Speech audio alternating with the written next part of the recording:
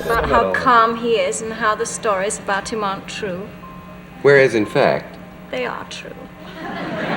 What, that I punched the horse? No, you didn't do that, but you did do some of the other things. There are secrets that never make it into the script and scars that never appear on screen. Charles Bronson, the rugged face of Hollywood, the man with the cold steel gaze from Death Wish and The Mechanic, seemed to live a life defined only by silence and gunfire. Yet when a diary believed to be his suddenly leaked, the public discovered that behind that hardened exterior was a deeply wounded soul and a list of women he claimed to have despised most in his life. There was a young star, 42 years his junior, accused of faking marriage to fight for his inheritance against his stepchildren. There was a lover whose closeness with the director drove him to walk off set for 3 days. And worse still, there was someone who spread rumors of him being involved in a same-gender relationship with a famous actor, a scandal that severely tarnished his reputation. Those diary pages seemed to reopen the dark half of the Man of Iron's life. So who were the names that appeared on that list? And who was the one that Charles Bronson hated more than anyone else? Chapter 1. Kim Weeks, the Widow, Living in a Giant Shadow. December 1998. News spread across Hollywood. 77-year-old Charles Bronson had remarried 37-year-old actress Kim Weeks. She was a little-known television actress, appearing briefly in Cheers and The Love Boat. They met at a charity auction in Malibu in 1996, where Bronson was a guest of honor. According to Vanity Fair, Kim approached him and said she had long admired Jill Ireland, his late wife. That remark made the entire table fall silent. When Bronson decided to remarry, the public reacted strongly. The Daily Mail called it a marriage in the shadow of a legend. Some claimed Kim entered his life not for love, but for opportunity. By then, Bronson was elderly and frail, while she was still seeking her place in the entertainment world. According to a former housekeeper, Bronson's Bel Air home remained exactly as Jill Ireland had left it, from the wedding photo in the hallway to her perfume bottles on the dresser. Even the bedroom was untouched. Kim reportedly suggested redoing the house to start fresh, but Bronson refused, saying, "No one cleans up history." That line became headline material. People magazine wrote that Bronson lived with the memory of the departed, while the living woman was only a passing shadow. Kim Weeks stayed silent, though the media hounded her relentlessly. Late 90s talk shows like Entertainment Tonight often discussed the unusual romance between the Iron Man and the woman 40 years younger. When Bronson passed away on August 30th, 2003, the situation grew more tense. Kim Weeks was declared his legal heir, inheriting most of his estate, including the rights to his image and films. His family, especially daughter Zuleika Bronson, fiercely objected, accusing Kim of turning her father into a brand. In 2005, The Hollywood Reporter revealed that Kim Weeks had signed with Silver Screen Partners to re-release Bronson's film collection. The news caused a stir. Some saw it as honoring his legacy. Others viewed it as cold business. After a few years, Kim withdrew from public life. She lived quietly in New York, avoiding the press. On the 20th anniversary of Bronson's death, she didn't attend the memorial. She only sent a bouquet of white flowers to Forest Lawn Cemetery with a card that read, "You once said the past shouldn't be cleaned up. I kept my promise." To the film world, Kim Weeks remained controversial. Some called her the woman who saved Bronson from loneliness. Others, the unwanted final chapter of a legend. Either way, Kim Weeks marked the perfect full stop to a life shrouded in darkness, where every woman who crossed Bronson's path left a scar, not on his body, but on his soul. And as her story closed, Hollywood took another turn, not toward love, but toward the clash between art and fame, between young women chasing dreams and a legend who no longer believed in anything but silence. Chapter 2. Susan George, Innocence Wounded. Hollywood, 1970. When director Richard Donner began producing Lola, also known as Twinkie in Europe, he envisioned it as a story about generational distance and the limits of love. But what audiences didn't know was that the film became one of the most uncomfortable experiences in the career of Susan George, the young English actress who was only 20 at the time. Opposite her on screen stood Charles Bronson, nearly 3 decades older.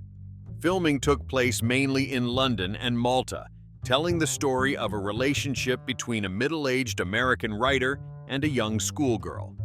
When the film was released, critics called it a cultural shock, and the young actress became a new symbol of rebellion in British cinema. But behind the scenes, nothing was glamorous.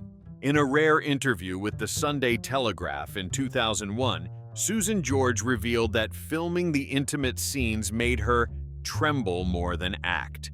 She explained that it wasn't because Bronson behaved badly, but because he was so real, so strict, that I felt like I was being tested, not performing with a colleague. A crew member recalled that during one shoot in Malta, director Donner asked for multiple retakes of a hugging scene because of lighting issues. Bronson kept a serious face, saying nothing, while Susan was nearly in tears. After the scene, she reportedly couldn't sleep for days. The Guardian, in its 1971 article, Behind the Lens of Lola, described, "The air on set was dense. On one side, a heavy, experienced man like a boulder. On the other, a young woman just stepping off the theater stage." When the film premiered in the UK, it received an 18+ rating, and many theaters refused to screen it. Critics called it a blatant exploitation of young femininity, thrusting Susan George into a media storm. Though she was the one affected, she became labeled as fiery, a sensual symbol, a reputation she later admitted had redirected her entire career. Meanwhile, Bronson moved past Lola and into The Mechanic and Death Wish, 2 films that cemented his image as the Man of Iron. Yet from that period onward, he began voicing stronger opinions about female performers. He told the Los Angeles Herald-Examiner, "Real actors don't cry for audiences, they cry for their craft. Those who cry for attention aren't worth working with." People believed he was referring to Susan George, whom he considered immature and undisciplined. From that point, they never exchanged words again, even when appearing at the same film events. But Susan's story was only the beginning of a series of collisions between Bronson and strong-willed actresses. The next was Remick, a woman who not only challenged him on set, but also triggered one of the few moments of visible anger in his entire career. 3. Remick, Fear and Disdain. If we are to respect man, then we must save man from himself and from the poison of alcoholic spirit. When Telefon began filming in the fall of 1977 in Moscow, everyone on set knew that the combination of Charles Bronson and Remick would not be easy. He was a former soldier, disciplined, serious, rarely smiling. She was an Oscar-nominated actress, intelligent, outspoken, and known for an acting intuition so strong it often overpowered her co-stars. From the first script reading, the atmosphere turned icy. According to assistant director Don Siegel, Bronson instructed, "No one should talk to me during shooting hours." Remick, however, had a habit of discussing emotions before each scene to find authenticity. When she tried to start a conversation, he simply glanced at her and said quietly, "We don't need to talk to understand each other." What sounded like professional philosophy turned out to be the beginning of 3 months of tension. Remick later told Los Angeles Times that Bronson did everything precisely, not a single step wrong, but with such boldness that you felt like you were acting with a wall. Things reached a breaking point during a scene in Red Square, where Remick had to run to embrace Bronson after an explosion. She fell for real and scraped her hand, but Bronson, expressionless, finished the scene without helping her up. When the director called "cut," Remick burst into tears and left the set. The incident leaked to the press. Variety wrote, "Bronson too rigid, Remick too emotional, two extremes that cannot coexist." Though the film was later a box office success, their relationship ended there. When asked if she'd work with him again, Remick gave a faint smile. "Once is enough. I'm not afraid of him, just afraid of being treated like I don't exist." At that time, Remick's personal life was also troubled. After separating from director John Phillips, she faced rumors of heavy drinking during the making of Days of Wine and Roses, 1962. Though the performance earned her an Oscar nomination, she became tagged as difficult. Her struggles with alcohol later caused her to lose many opportunities. Bronson, who worshipped discipline, saw it as proof of the weakness Hollywood indulges. He once told Corriere della Sera, "I don't blame the weak, I just can't work with them."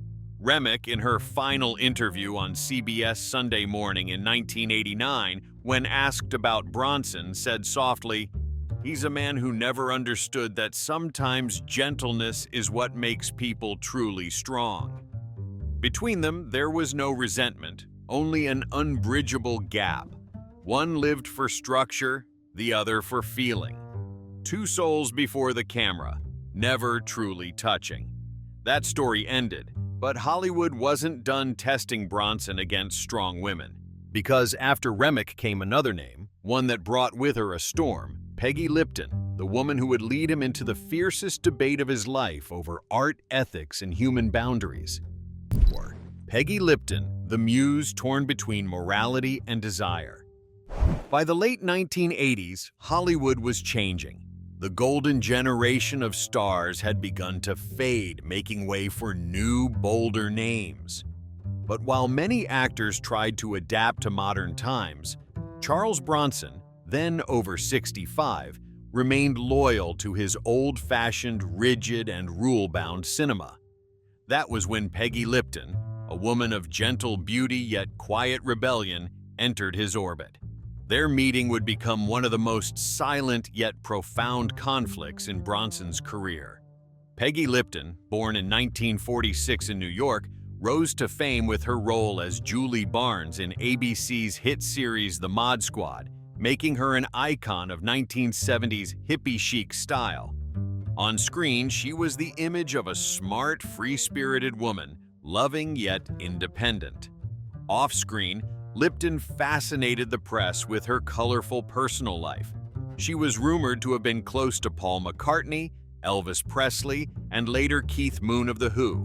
But the true media storm came when she publicly began a relationship with black musician Quincy Jones, an act then considered defying social convention. American media, still unaccustomed to such relationships, sensationalized their romance. Magazines like Rolling Stone and People ran headlines such as "Peggy Lipton and Quincy Jones, Love Beyond Color," or "Just a Rebellious Passion." The couple married in 1974 and had two daughters, one of whom, Rashida Jones, would later star in The Office. Yet their marriage was turbulent.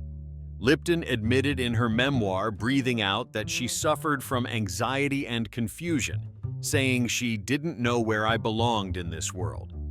Amid that turmoil, Lipton decided to return to film, accepting a role in Kinjite, Forbidden Subjects, 1989, directed by J. Lee Thompson with Charles Bronson as the lead. The film, about a detective combating moral crimes in Los Angeles, mixed violence and social ethics. From the beginning, Lipton was skeptical.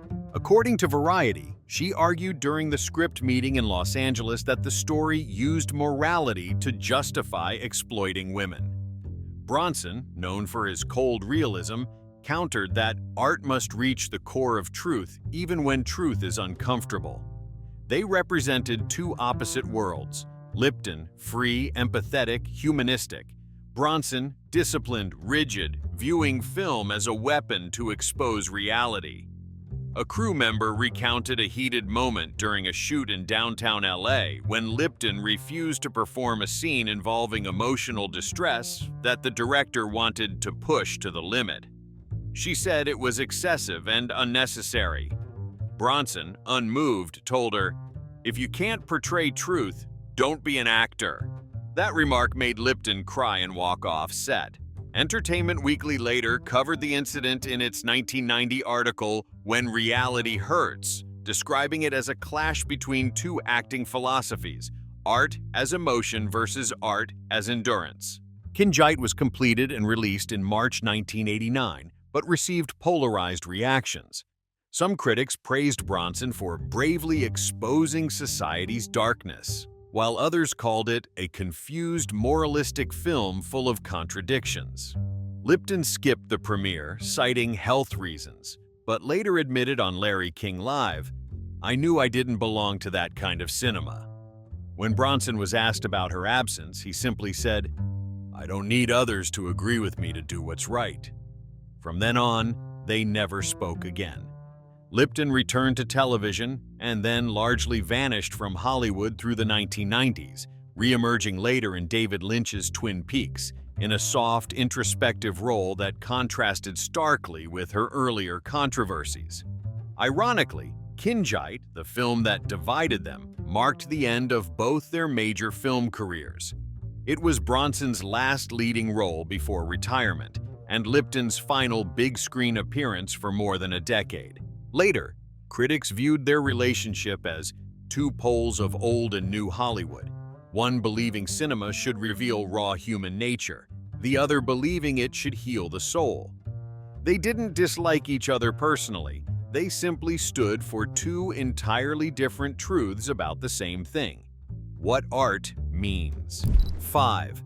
Elizabeth Taylor, the woman who sent shivers down Bronson's spine. Maggie the cat is alive! I'm alive! Why are you afraid of the truth? Hollywood, summer of 1974. In a grand conference room at the Beverly Hills Hotel, the crystal lights reflected off Elizabeth Taylor's lavish purple gown. On the table lay unfinished scripts for Ash Wednesday, the film she planned to produce herself with EMI. In the middle of the lively discussion, Taylor leaned back in her chair, swirled her glass of white wine, and said, "If anyone can embody the silence of pain, it must be Charles Bronson." The idea left the table silent for a few seconds. Bronson, then 53, the star of Death Wish and The Mechanic, was known for being so quiet that few dared approach him. The next day, an official offer was sent to the MGM office where he was working. Taylor received a reply so brief it felt cold. "I don't act for queens." According to critic Roger Ebert, who interviewed Bronson later in Chicago, the actor wasn't joking. "I think he was genuinely uncomfortable with the way Taylor commanded a room," Ebert wrote. Bronson didn't believe in that kind of power. He grew up among people who worked hard, not those gilded by fame. Elizabeth Taylor, born in Hampstead, England, to a wealthy family, was MGM's prized jewel from childhood. But that very spotlight also tied her life to countless scandals. By 18, Taylor was already a global star with National Velvet and A Place in the Sun, and the center of Hollywood's most talked-about romances. She married 8 times to 7 men, a record still unmatched. In the 1960s, the world watched the fiery affair between Taylor and Richard Burton ignite on the set of Cleopatra in Rome. At the time, Taylor was married to Eddie Fisher, while Burton had a wife. From their very first scene together, the tension was so intense that director Joseph L. Mankiewicz had to stop filming. In his diary, he wrote, "I saw sparks that could burn down the entire studio." About 2 weeks later, paparazzi caught Taylor and Burton leaving the Excelsior Hotel together at night. The photo, published on the front page of Daily Express on March 27, 1962, was described as a slap in the face to the Vatican. The Holy See even issued a statement condemning the act as a public insult to marriage. Yet Taylor emerged from the storm with unnerving composure. She walked the red carpet in London with Burton, head held high, her faint smile daring the world to judge her. They married, divorced, and remarried in 1975, as if each breakup were just another chapter in their never-ending novel. Bronson, once a coal miner in Pennsylvania, viewed marriage as sacred and not to be toyed with. In a 1975 New York interview, when journalist Alan Katz asked what he thought of Hollywood's noisy romances, Bronson replied, "Some people change wedding rings like they change roles." No one asked further, but everyone knew who he meant. Across the Atlantic, Elizabeth Taylor was filming The Bluebird in London. When the Times reporter Susan Bilson asked her about Bronson's remark, Taylor simply smiled, took a sip of wine, and said, "And he's giving lessons on love now? Let him keep doing his violent movies." They never met again, but their names resurfaced in backstage stories for years. One represented silence, the other, spectacle. One lived to avoid the spotlight. The other was born to bask in it. When Elizabeth Taylor passed away in 2011, Los Angeles Times wrote, "Among thousands mourning her, if Charles Bronson were still alive, he would likely remain silent, as always. A silence named contempt." 6. Brigitte Bardot, the woman who made Bronson swear never to collaborate again. In the early 1970s was the heart of cinema, with France's national icon, Brigitte Bardot, at its center. Meanwhile, Charles Bronson, the rugged American, was at the height of fame after Once Upon a Time in the West. They seemed worlds apart, yet fate brought them together in the spring of 1971, inside a suite at the George V Hotel. Producer Serge Silberman was launching La Veuve Couderc, based on Georges Simenon's novel. He wanted Bardot as the lead and Bronson as the widower drawn into a tense affair. Le Figaro described their first meeting as a collision between two planets with opposing gravity. The script reading lasted less than an hour. Bardot arrived late, wearing a brown leather jacket, carrying her dog Cleo, and chain-smoking. Bronson sat upright, silent with a cold gaze. When Bardot tried joking to ease the tension, he didn't respond. Someone present told Premiere magazine, "No one dared speak. The whole room froze." 2 days later, Bardot withdrew from the project, saying she couldn't work with a man who made her shiver. The role went to Simone Signoret, and the film became a hit. But for Bardot, it was the first and last time she would ever share a project with Charles Bronson. The story seemed closed until 1973. That year, Bronson stunned Hollywood with Death Wish, while Bardot faced heavy criticism in Europe for Don Juan, or If Don Juan Were a Woman. Directed by Roger Vadim, her ex-husband, the film was called by Le Monde a failed experiment between desire and female power. Conservative critics saw it as a provocation against social values. That same year, Bardot posed topless for Elle, stirring public uproar. When reporters in Rome asked Bronson about the wave of female freedom Bardot represented, he replied curtly, "I don't see freedom in showing everything just to be noticed." The next day, Corriere della Sera headlined, "Bronson aims his gun at Bardot." By the late 1990s, Bardot had turned to activism, but her public statements caused nationwide debate. Her 1997 book Le Carré de Pluton contained strong opinions on immigration and religion, prompting legal action. Over 10 years, she was convicted 5 times for divisive speech, yet she calmly told François, "I only say what I think, even if the world hates me."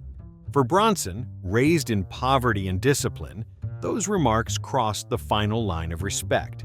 In a 1998 Time magazine interview, he said, "I grew up among quiet people who worked honestly. She lives on noise. Those worlds will never meet." From then on, no European project dared mention Bardot and Bronson in the same breath. Between them, there was no feud, just two people who saw in each other everything they refused to become. Number 7. Ingrid Bergman, The Angel Who Fell from Grace Can, May 1975. Inside the grand hall of the Carlton Hotel, flashes blazed non-stop.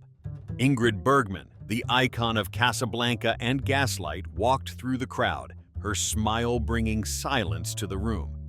A few rows away sat Charles Bronson, arms crossed, eyes cold as stone. When Bergman approached and softly said something only he could hear, Bronson merely nodded and turned away. The moment, captured by photographer Jean-Paul Girard, appeared on Le Mans' front page with the caption, "One look, two worlds." Outwardly polite, but behind the scenes, whispers said Bronson held little fondness for Bergman. Why? The story began nearly 25 years earlier with a scandal that shook America. In 1949, while she was the most beloved actress in the US, Ingrid Bergman left Hollywood for Italy to film Stromboli with director Roberto Rossellini. At the time, Bergman was married to Dr. Peter Lindstrom and had a daughter, while Rossellini also had a family. But within weeks, Los Angeles Herald reported, Ingrid Bergman leaves husband expecting child with Italian director. The news spread like wildfire. NBC canceled contracts and Southern theaters banned her films.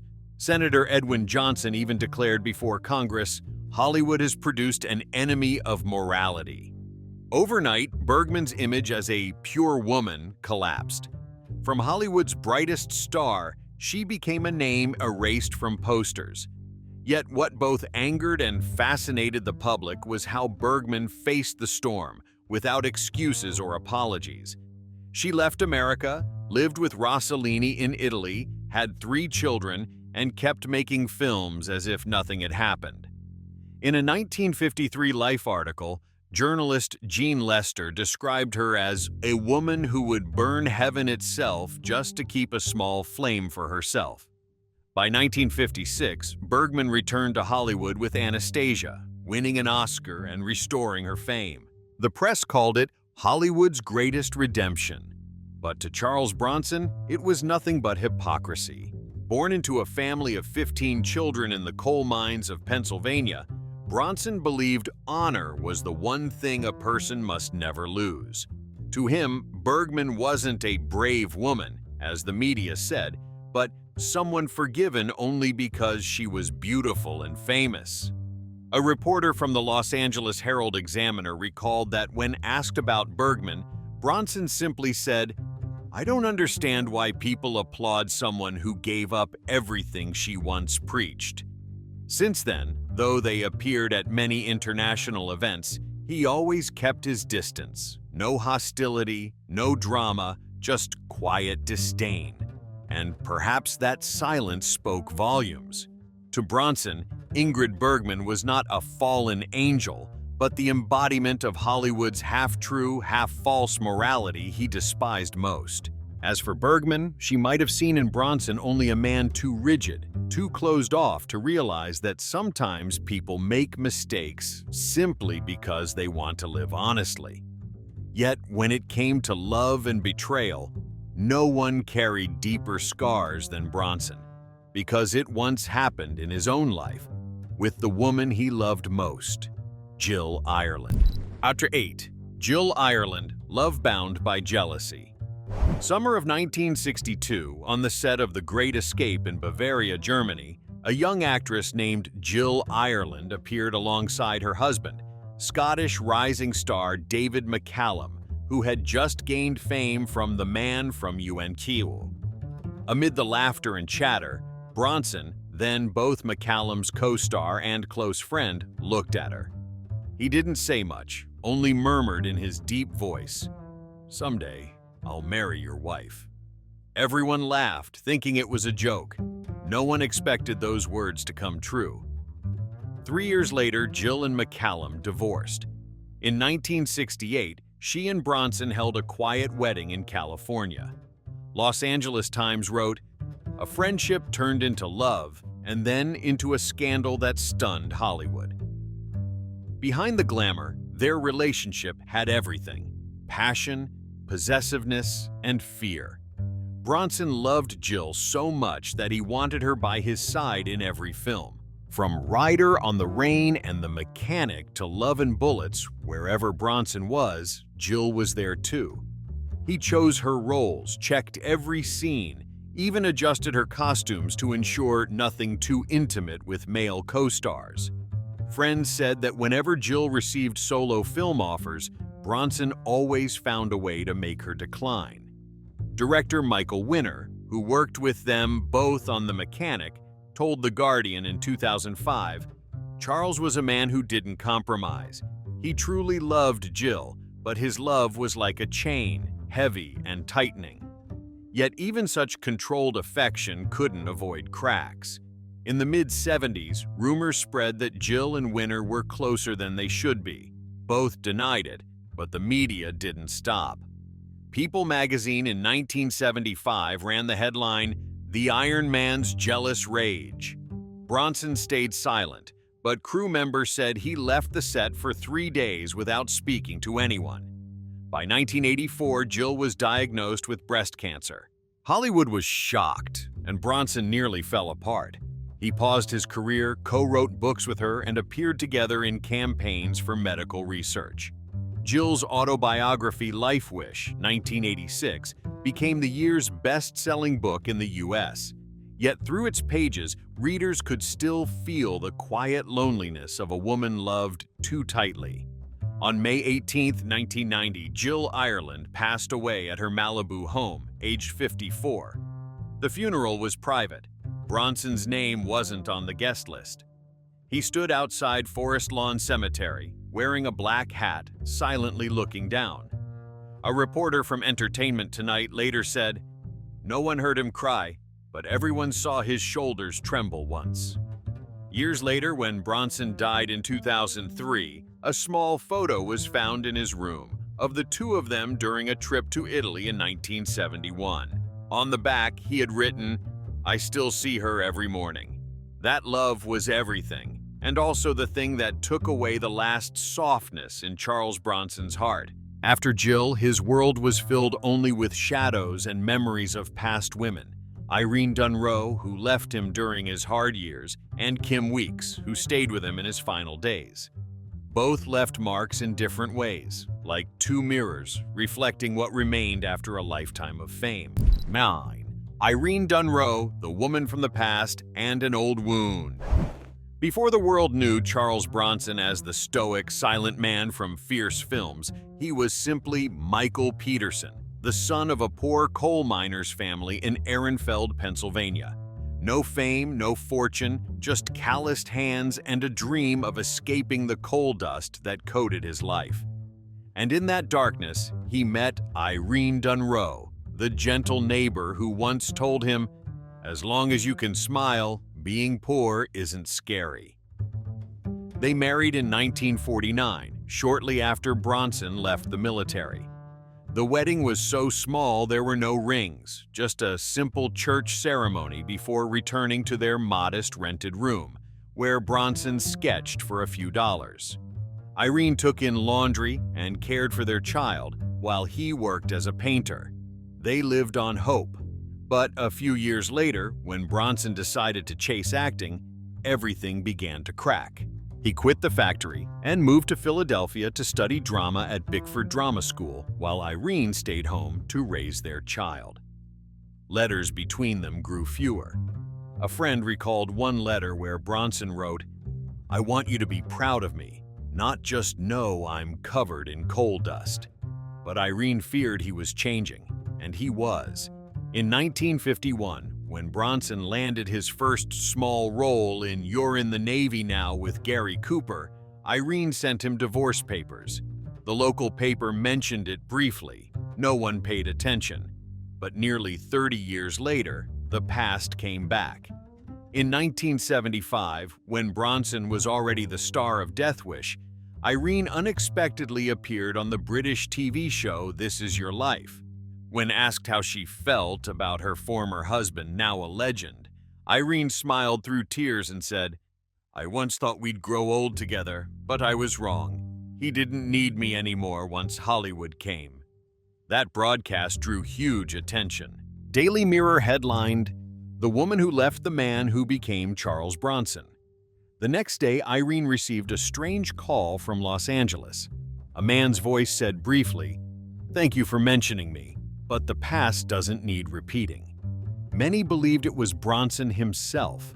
Years later, Irene revealed in an ITV News interview that she once flew to Canada in 1981 when Bronson was filming Death Hunt, bringing their old wedding photo and a handwritten letter. But when she reached the set, his assistant handed her an envelope. Inside was a check and a note that read, "Live well." No meeting, no words. Later, Bronson admitted to journalist Lawrence Grobel in a 1988 interview that he didn't hate Irene, but also never wanted to hear her name again. He said, "She left me when I was nobody, then came back when it was too late. I don't believe in the tears of the past." To Bronson, Irene represented the softness he never wanted again. For Irene, people said she carried that regret to her last breath, passing in 2003 at age 73. In her small home in Shropshire, a photo of the young couple was found on her dresser, with the handwritten note, "You dreamed of escaping the darkness, but that darkness swallowed your heart. A love without a happy ending, but the beginning of Bronson's lifelong wounds." And as time carried him into his late 70s, another woman appeared, young, gentle, and destined to stir Hollywood once more. But Charles Bronson's life was not just the journey of an action star, but the portrait of a deeply conflicted man, solitary beneath the spotlight. Behind the steel facade, he had loved, been wounded, and carried within him a list of people he could never forgive. Those 9 women, each in her own way, reflected fragments of the most authentic version of the man of iron, strong, proud, yet full of unseen cracks within. And you, among those 9 names, who do you believe stirred Bronson's deepest resentment? Leave your thoughts below, and don't forget to click subscribe and turn on notifications so you won't miss the next untold story from behind the scenes of Hollywood.